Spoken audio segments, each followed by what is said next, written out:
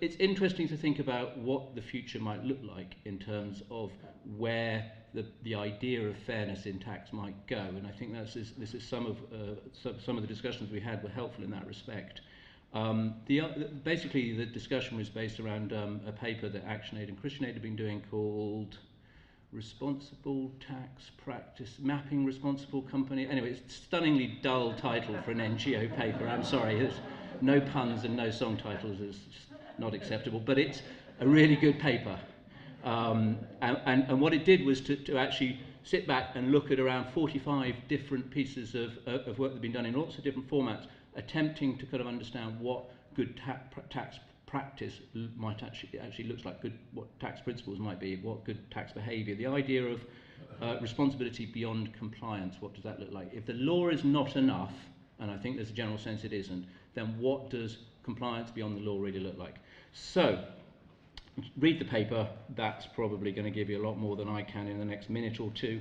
But we explored a couple of areas I think that were really interesting, because they were, beyond the sort of things that are generally thought about: tax planning, use of tax havens, transparency. There were a couple of areas that highlighted from an explicitly sort of developing country development perspective that I think were really interesting. What incentives has come up again and again, the use of incentives, the offering of incentives being harmful to a country's economy. What does good tax practice look like from a company's perspective when they're working in a country, and there are, sort of what does the behaviour look like with respect to those tax incentives?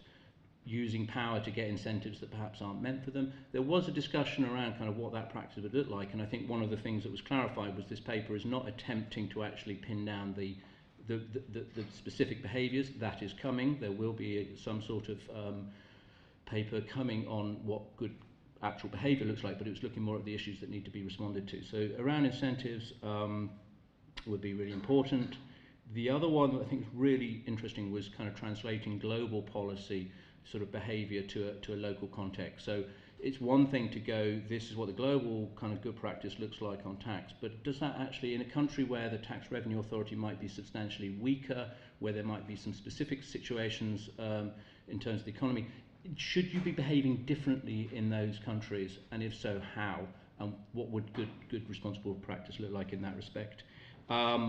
And then, there were about one of the things the discussion brought up is there's a lot of overlap. So I think it might end up looking more like a grid or framework or something rather than just a list of things. That was my sense. So, for instance, relating to, there was one of the issues relating to lobbying. Well, if you're talking about incentives, lobbying for incentives, there's a bit of an overlap there. So there were quite a few overlaps, and we'll see how that comes out. And then finally, there was a sort of discussion around the